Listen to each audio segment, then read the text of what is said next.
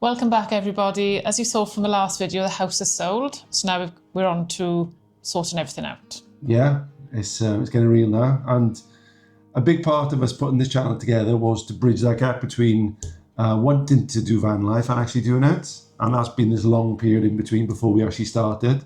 But we're definitely at the point now where van life is real. So today's video is all going to be about the admin behind van life, really. We've done a comprehensive list to get everything in order at our end. So we're going to put all in this video.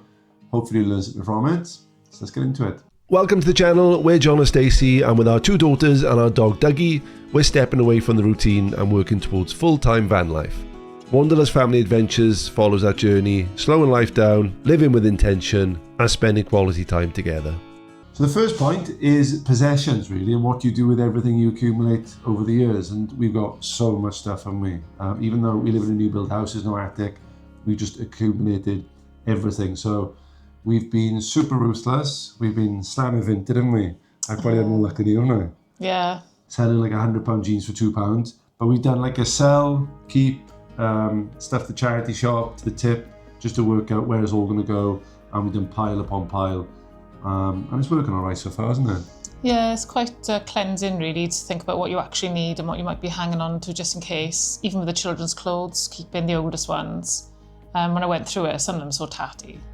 Uniforms, different things we're not going to need, so that was quite easy to do. When I actually kept a little bit, she's getting older now, the youngest one, so she wants her own style, not all her sister's own clothes. So. Yeah, and we're quite fortunate. So we've sold this house furnished, which is like, at the time it was a bit strange, but it's actually this massive blessing because the time leaving the house, exactly, so we don't have a dining table, we don't have a sofa, you're living with half a house. In theory now, we just give her the keys to a fully furnished house. Quite pleased about this because when we sold our house last time, the furniture wouldn't really fit. It was a different layout, so we did sell the settee. And we were sitting on random chairs, and it was fine because we had other things in storage and ready to go. But I think in terms of reducing trauma, it's quite nice that we just pack up a suitcase really and go, or a few things we're going to keep. It's easier and it's better for the children. It's better for us really. So. It is good, because I thought, imagine moving again. Oh no, thank you. We're going to have minimal stuff. It's just going to be sentimental things and seasonal clothes we'll keep in my mum's attic. And that's it really. So in terms of possessions for us is the first point. We are fortunate because we've sold this place furnished. So that's the first tip. If you can sell your house, sell it with everything in it. Oh, it can be done, can it? Yeah. And the buyer was super keen, to be fair. But for us, we're getting there. There's still loads to do, but we can see the light at the end of the tunnel. So the second part, which is the biggest one of all, is the admin behind it all, which is the boring bit, but it keeps it all ticking along.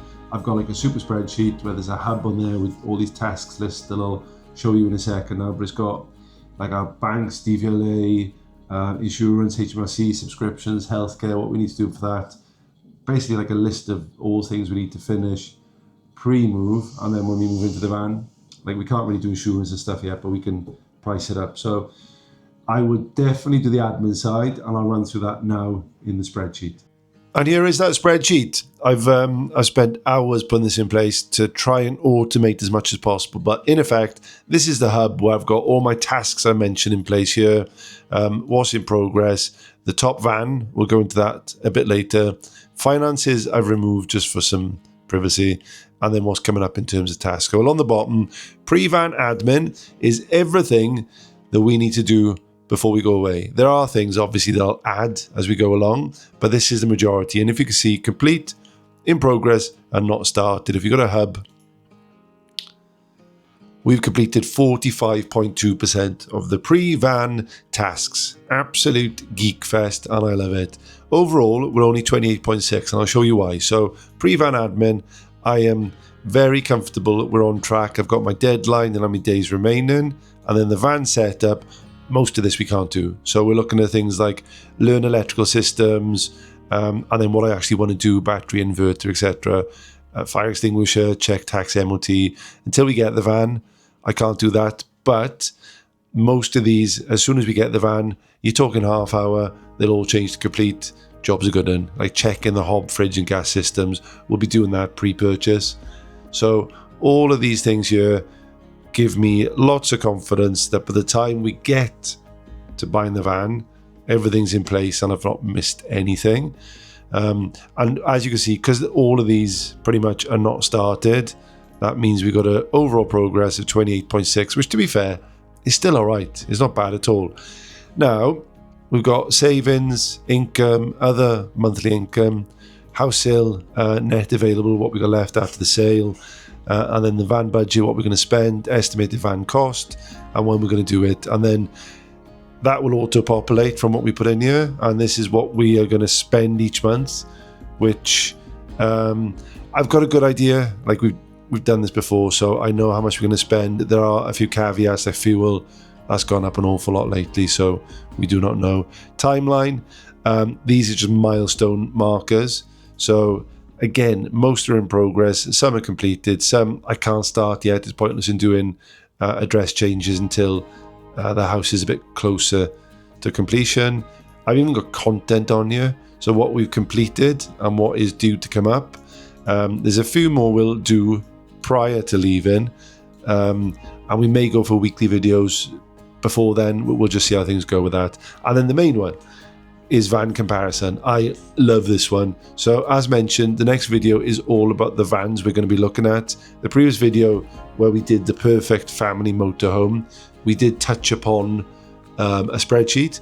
This trumps it and blows it out of the park. I've even gone into not just the non-negotiables, but I've rated like the girls sleeping, our sleeping, storage, space in the van, the quality of the build, the kitchen, bathroom, garage, off-grid capabilities, what it's like to drive, the layout, any extras it comes with, and then the gut feeling, how you actually feel. So from that, score out of 10, give you a grand total, then it gives you a value in terms of the price, which I've just thrown any figures in there to be fair, same with mileage and location. And then at the end, it gives you the best score, which currently is the Rapido Itinio SB740, which is an incredible van, but they are like unicorn poo at the moment. Anybody selling one, please let me know. Next video, I'll show you why it's so good and why there's a few other brilliant ones here. Like, there's not a bad van on this list. I think 77 is the lowest one, the Sunlight A7 too. It's just the quality of the build of that one sadly isn't where I'd like it to be. But yeah, that is the spreadsheet. Geek Fest over. Hope you enjoyed it. Number 3, schooling. We have done a previous video touching upon how we're going to educate the girls. We are preparing them emotionally. They're quite excited to learn in a different way and to not be sort of confined to the classroom. We've just had lovely school holidays and I think it's really nice for them to be with us. It'll be nicer again in the future because we won't be trying to juggle so much work. It'll be less work for us. So you have to, if in case you aren't aware, you have to let the school know, well in Wales anyway, you have to email the school or contact the school and say you'd like to deregister.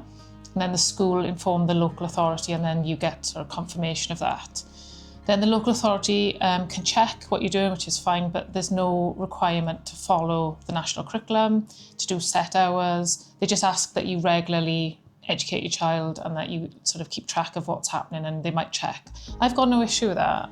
No. I know I've been a teacher for a long time, so that helps, but I will have a structure. Well, you know, we will have a structure. We will be monitoring progress. We will be looking at which GCSEs they'd like to do, 5 or 6 maybe. There's no need to do 10, 12, I think it's too many. 5 or 6 and making sure they're building the skills over the years to get to the point and maybe then tutors in some subjects. But it's going to be fun, it's going to be interesting, it's going to be ready for them. Using Twinkle as a base and then sort of creating lessons around that because they're 2 different ages. What I'll be planning is some shared topics, well, all shared topics really, but differentiated activities within that, and then separate like games and quizzes things on Twinkle. Yeah. So it's flexible, it's not a rigid structure, so if somebody's in a really terrible mood or whatever, you just leave it and do it later, or you just do more one day, less another day, take time off at different times. Like we're gonna probably work more on the weekend and then make the most of quieter times travelling around. Yeah. So we'll probably be flipping things like school holidays, weekends, and doing things at a different time. Yeah, and I think in terms of like what we teach them, we've gone through this in a previous video, which you can sort of check in the link up there. I'll pop that up there. But there's resources like the National Trust. We're going to join that as a membership, and that's going to be a really good thing for us to have a day out there to use that as an educational platform to then come back to the van, get on Twinkle, download the resources that we need, and then that can form the basis of a lesson, I suppose, isn't it? Yeah, I've on the Home Ed sort of Twinkle newsletter, and they send it each week, so it's quite useful to look at. And they've got things like, if you're having a walk in nature, you can follow this resource, and then you can come home and there's even some live lessons and different things. But as well as that, I would plan around it, to suit the needs of our children. Yeah. So if you are considering doing this one, the main step is to start with the school, to let them know your plans, which we did September, I want to say. It was the first parents' evening, but wasn't it? not officially. It was like, this is what we're going to be doing when the house sells. So do that to start with. The local authority will get involved, and there are probably a few sort of legal areas around it, what you should be doing. And we're going to be fine with all that. We've got no issue at all of people checking to see the quality of the education, if that's something they look at, because ultimately there's nothing to hide, we're going to provide them. Come to Europe, though, banging on the door now. I think it's, in some ways they need to check, because somebody might not be doing anything, isn't it? So. Yeah. But you don't have to be a teacher to do this. I think that's clear. And I'd be happy to run through how I plan and how I would make the most of Twinkle and what's already there with anyone who wanted to know. Yeah. Any questions, pop them down below. Teacher will help out. And number 4 on the list is work, internet and income, because even though we're doing this remotely and we're living in a van, we still need to pay the bills, the bills that we'll have, and work doesn't stop. We're both in a really big transition period, not just in our lives, but professionally. We mentioned before that Stacey is doing tutoring. She's an English tutor and she's bloody good at it. She's got a list of clients lined up already for next year. She's had a full year of them already this year. So she's built that over the last 18 months or so, which is established. So we're very confident that that's a reliable source of income. I've got my consultancy, so it's like a strategic growth consultant type role. I've told my employer, it's like a government agency I work for, that I'm leaving. So that was a few weeks ago, which has been mad because it's properly real once you do that. I've not given my official notice in yet. That will happen when we hand contracts over with the house, just in case, you never know, but that's the plan there. So in theory, we've got 2 remote businesses that we're going to be running on the road. So everything is super reliant on internet. We've done our research, and I hate the guy, but Starlink is by far and away the most reliable for what we need. Comments below if anybody does use a different source of internet that is reliable, works anywhere, and isn't going to break the bank. Definitely let us know. The Starlink does offer the Nomad package, if you will, so the one where you use when you're on the road, which does look brilliant for us, to be fair. So the reliable setup is huge. The vans we're looking at have got a kind of an office area, if you will. It's not going to be an office, don't get me wrong, but there's a space that we can use. So we've got the businesses, the internet, and then essentially is planning how it fits into the lifestyle.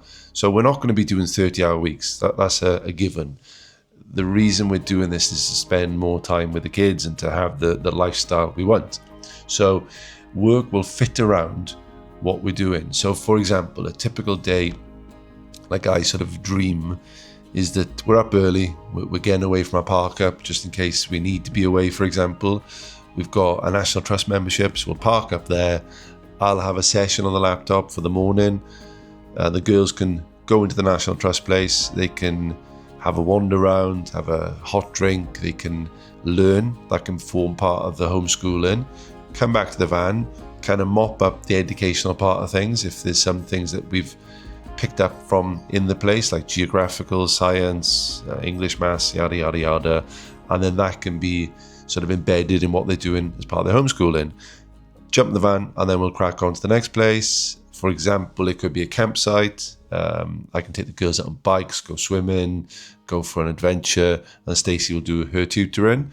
But like I said, the way the van will be set up, there's an option to have us there whilst one of us is working as well. So work, internet and income is a massive one to think about, because ultimately, unless you're very fortunate, you kind of need some income to support what you're doing. There's a nest egg, but we don't really want to deplete that. Which segues lovely into point number 5 is finances, making it sustainable. We've done a video before, which I'll chuck a link up somewhere into what we've done, and it does link into the spreadsheet I've already covered. But ultimately, just to touch upon it quickly, we've done it properly. There's no guesswork. We've budgeted as good as we can before we've done it. We've done van life previously, so we know how expensive things can be and where you can potentially save a bit of money. We've removed all the unnecessary outgoings as things stand right now. When we start van life, there'll be a few more that we get rid of, don't get me wrong. We've got our buffer in case of any emergencies with the van, any life emergencies, we need to book a hotel or we need to get back quickly for whatever reason. This isn't, right, we got a bit of money there, that will last us 6 months. This is a lifestyle change, so it needs to work long term. So for us, being financially prudent as best we can, and really just being super transparent and putting all the numbers on the table, and they're not big numbers in the grand scheme of things. When you look at what we're doing, it's quite scary, but you're still going to be earning. So in theory, every month we'll grow that nest egg, but just be honest with yourselves when it comes to the money. How much you're going to bring in, your lifestyle, and how much you're realistically going to spend, and then does that suit what you want? Like, we don't want to live too frugally, because ultimately it's going to go against what we want to do. We want to go to the nice patisserie, we want to pop into the theme park with the girls, we want to go onto campsites now and then. If there's a place that we have to see on our way, we want to have the money to be able to do that, and really that will give us the fun along the way.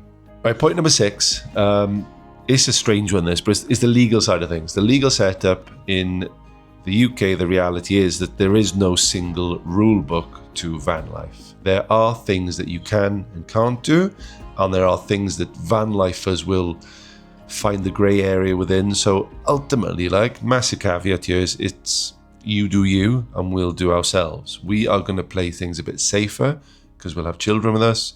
But ultimately, where we do park ups, for example, we're going to make sure that they're safe. And there's legalities around that.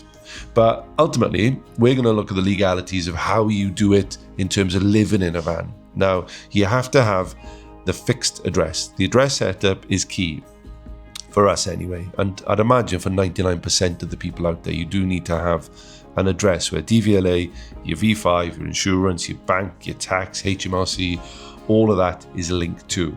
Now, we're fortunate that we've got a family member that we're going to stay with in the interim, and that's going to act as our address for the hub, if you will, for everything we need. Everything will go to that address, and we will redirect post so it goes there, and everything is linked to that address. So if you can do that, do it. If you can't, I'd suggest, I don't know, are there like PO boxes? I think when it comes to insurances and banking and DVLA, it can be a bit sketchy. So for us, we've got that fixed address. And the insurance, it needs to be spot on. So our van insurance is going to be accurate. Again, comment down below for this one, because I've done pricing up and it can be a minefield because they want you to speak to them. There's a few very good insurers that are specific to van lifers, and it lends itself to full-time van life, or a term I've seen which can be definitely abused is extended touring. So I'd argue we're both, because we are extending our trips, but we do come back every 3 months because we have to, because of the Schengen rules. But we're also kind of full-time as well. So ultimately, there's legal loopholes in there, but we're going to play on the safer side. So we'll have the fixed address, everything will be linked up there, and we're going to stay within the legal system. We're going to be compliant as much as we can for peace of mind. And like I say, the girls with us, we don't want to mess around too much. Right, point number 7 is the vehicle you choose for van life and the license you need. So we previously had a Swift Escape 696, which was 7 meters long. It was a big van, like an overcab thing, but it still fell under the 3.5 ton. So we don't need the C1 license, and that's our preference moving forward. Yeah. However, we are now looking at 7-seaters, A-classes.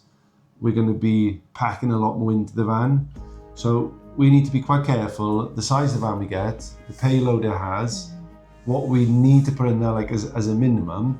And even then, there might be a case that we need to do C1 license, we need to replate the van. There's lots of things that could happen. And then on top of that, you need to consider taxing it, insuring it, MOT, running costs, petrol for the roof for the moment. Even with the insurance, there's two things you look at, is full-time occupancy or extended touring, which means that you're on a prolonged holiday, which I'd argue we're doing both at the moment, but hey-ho. So yeah, one thing you need to consider, the next video, we are going to look again deeply into what van we're having, because our priorities have changed a bit, haven't they? Yeah, and I think when we see different layouts, I don't know, so you start wondering, don't you, which one's the best? Yeah, I've changed my mind again, because we went from fixed singles at the back to bunk beds, because it's separate bedrooms. So the girls sleep and it's sorted, but then for us, we then went for an overcab rather than a drop down. And I'm thinking, like, is an overcab right? It's just all over the place. Because I kept saying to you, you're going to feel like claustrophobic on the inside. Sardine. I couldn't go on the inside. Yeah, so watch this space. But the next video, there's a short list, which is quite long to be fair, but we'll go through them all then. But yeah, vehicle and license, it's up to you what you need. We're a family of 4 with the dogs, we need a larger size. For you, you might be lucky. Just the 2 of you running away with no commitments. Number 8, van life setup. So we have to think about what we really need and what we're going to use day to day. So it's obviously the lifestyle we'd be living. Seasonal clothes. So you change those according to the season and where you're going.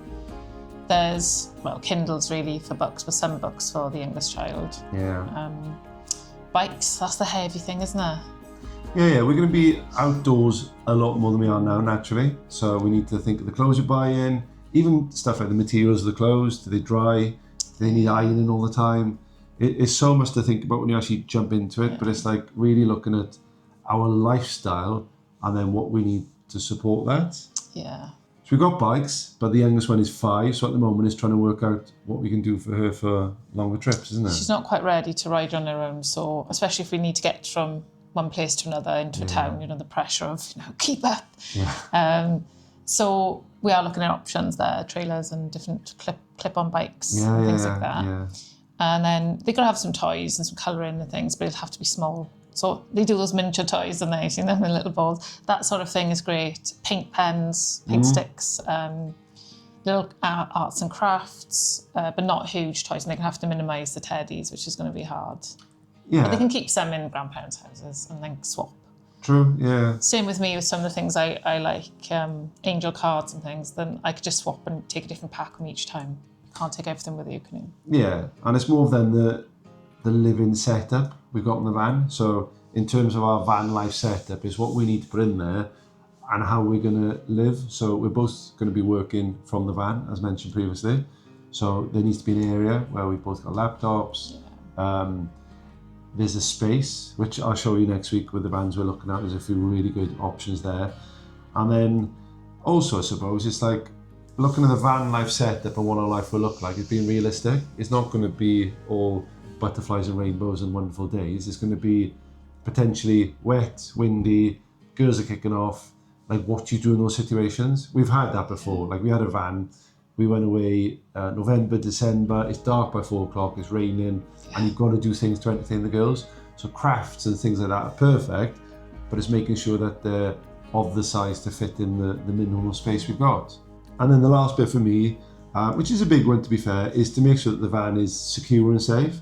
So the van we buy, we'll have to add a few things to it just to make sure there's like appropriate locks in place, there's alarms, there's tracking, just so if we're out somewhere and Dougie's been for a walk and he's sitting in the van, it'd be nice to keep an eye on him just to make sure he's safe.